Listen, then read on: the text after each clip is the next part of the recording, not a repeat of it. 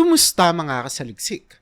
Ang Iran at Israel ay may matinding tensyon sa loob ng maraming dekada. Ang Iran, isang bansa na puro Muslim, ay may matinding pagtutol sa pag-iral ng Israel bilang isang estado. Ang Israel na isang Jewish state ay palaging nababahala sa programang nuklear ng Iran at ang suporta nito sa mga grupang militanteng laban sa Israel tulad ng Hezbollah at Hamas. Ang dalawang bansa ay walang direktang diplomatikong relasyon at madalas silang nagbabangayan sa pamamagitan ng kanilang mga proxy wars at intelligence operations. Ang kasalukuyang labanan sa Israel, partikular na sa pagitan ng Israel at mga militanteng grupo sa Gaza, ay naging mas masalimuot dahil sa pakikialam ng Iran.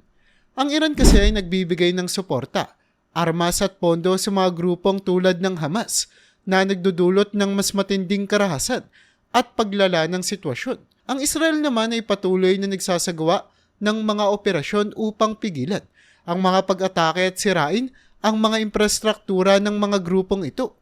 Ang relasyong ito ng Iran at Israel na puno ng alitan at hidwaan ay nagiging isa sa mga pangunahing sanhi ng kawalang tatag sa rehiyon ng Gitnang Silangan. Pero ang mga pangyayaring ito ay hindi naman hinahayaan lang ng mga superpower na bansa tulad ng Amerika.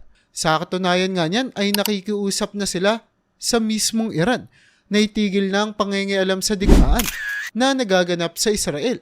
Pero ang Iran ay hindi nakikinig sa mga panawagan, maging ng panawagan ng UK at iba pang Western countries na huwag gumanti laban sa Israel matapos itong mapatay ang Hamas leader na si Ismail Haniyeh sa Tehran noong nakaraang buwan lamang. Ang UK Prime Minister na si Keir Starmer kasama ng iba pang mga leader sa Western countries ay nakiusap kay Iranian President Masoud Pezeshkian na huwag ituloy ang banta ng Iran na magsagawa ng military attack. Ito ay naganap sa isang bihirang pag-uusap sa telepono. Ngunit ayon sa Iranian state media, sinabi ni President Pezeshkian na ang pagganti ay isang paraan upang pigilan ng krimen at ito ay karapatan ng Iran ayon sa batas. Para sa Iran, ang pagkilos laban sa Israel ay kanilang legal na paraan ng paghihiganti sa pagkamatay ng Hamas leader na si Haniyeh.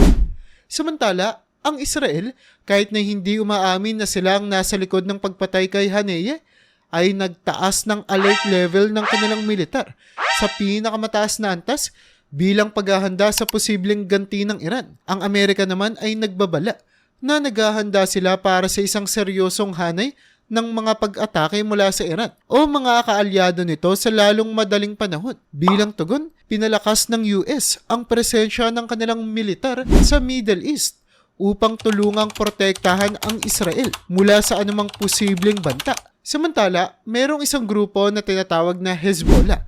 Ito ay isang makapangyarihang kilusang militar at politikal na sinusuportahan ng Iran na nakabase sa bansang Lebanon. Kamakailan lamang, nagbanta ang Hezbollah na gaganti laban sa Israel matapos mapatay ang isa sa kanilang mataas na pinuno sa isang airstrike sa Beirut na isinagawa ng Israel. Ang tensyon sa pagitan ng mga grupong ito ay nagdudulot ng mas malaking panganib ng digmaan sa rehiyon.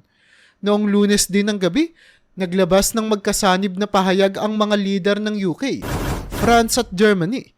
Ang kanilang pahayag ay isang panawagan sa Iran at mga kaalyado nito tulad ng Hezbollah na umiwas sa mga aksyon na magpapalala sa tensyon sa rehiyon. Sila ay nagbabala na anumang pag-atake ay maaaring magdulot ng mas malalang kaguluhan at magiging hadlang sa kapayapaan at katatagan. Ang mga lider naman na sila Sir Keir ng United Kingdom, Pangulong Emmanuel Macron ng France at Chancellor Olaf Scholz ng Germany ay nagbigay diin na mananagot ang Iran at mga kaalyado nito para sa kanilang mga aksyon. Ang punong ministro naman ng Britanya ay direktang nakipag-usap sa Pangulo ng Iran sa pamamagitan ng telepono. Ito ang unang pagkakataon mula noong Marso 2021 na nagkaroon ng ganitong komunikasyon. Dito ay ipinahayag ng punong ministro ang kanyang malalim na pagkabahala sa sitwasyon at binalaan si Pangulong Pezeshkian na may seryosong panganib ang naghihintay sa maling desisyon na kanilang magagawa. dahil pwede itong magdulot ng mas malaking digmaan. Hinimok niya ang Iran na umiwas sa pag-atake sa Israel dahil ang digmaan ay hindi naman talaga makakabuti sa kahit kanino.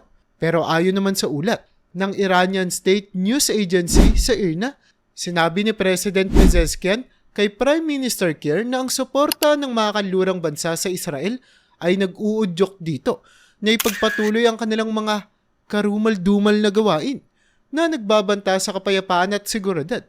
Binigyan din ni President Pezeshkian nang mula sa pananaw ng Islamic Republic of Iran, ang digmaan sa kahit na anong bahagi ng mundo ay hindi makakabuti sa kahit na anong bansa.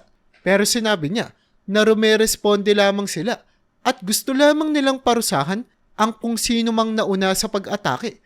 At ito ay isang legal na karapatan ng mga estado at isang paraan upang mapigilan ng krimen at anumang paglala ng digmaan.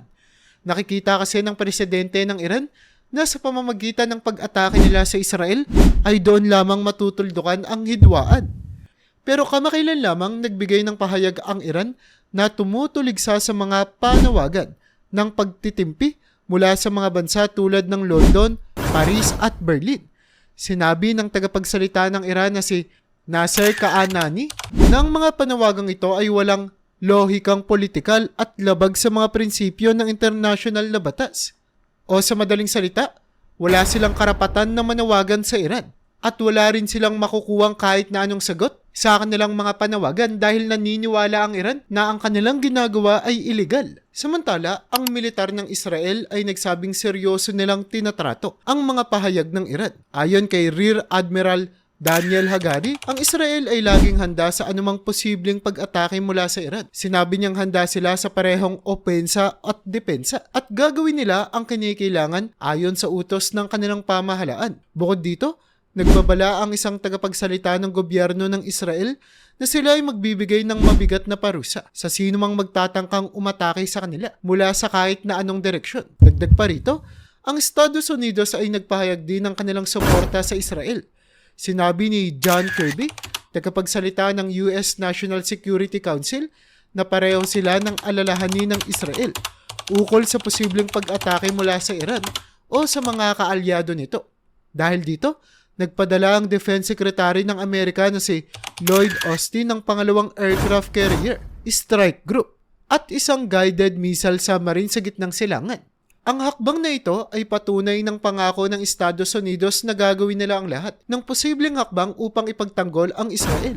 Sa kabuuan, ang mga pahayag at hakbang na ito mula sa iba't ibang bansa ay nagpapakita ng patuloy na tensyon sa pagitan ng Iran at Israel at ang kanilang mga kaalyado ay nagiging mas handa sa posibleng paglala ng sitwasyon. Ang Estados Unidos ay naniniwala na ang pagkakaroon ng bagong kasunduan para sa tigil putukan sa Gaza at pagpapalaya sa mga bihag ng Israel ang pinakamainam na paraan upang mapakalma ang tensyon sa rehiyon. Nananawagan sila na ipagpatuloy ang mga pag-uusap sa Webes. Ang Israel ay nagsabing magpapadala sila ng mga negosyador upang tapusin ang kasunduan, habang ang Hamas ay nagpahayag ng pagkakaisa at pagsali sa mga pag-uusap kahit na napatay ang kanilang leader. Sinabi pa nga ng Hamas na ang anumang kasunduan ay dapat ibase sa mga pag-uusap na naganap 1 buwan at kalahati na ang nakalipas, sa halip na magsimula na naman ang panibagong negosasyon. Inulunsad ng Israel ang isang kampanyang militar sa Gaza upang wasakin ng Hamas bilang tugon sa isang hindi inaasahang pag-atake sa katimugang bahagi ng Israel noong Oktubre 7, kung saan halos 1,200 katao ang napatay at 251 ang binihag.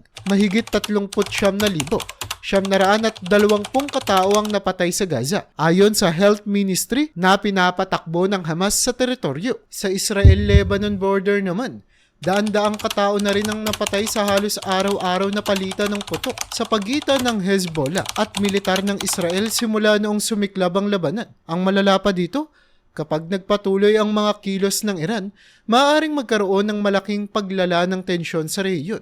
Ang Iran ay posibleng magsagawa ng malakihang pag-atake gamit ang mga drone at missile laban sa Israel.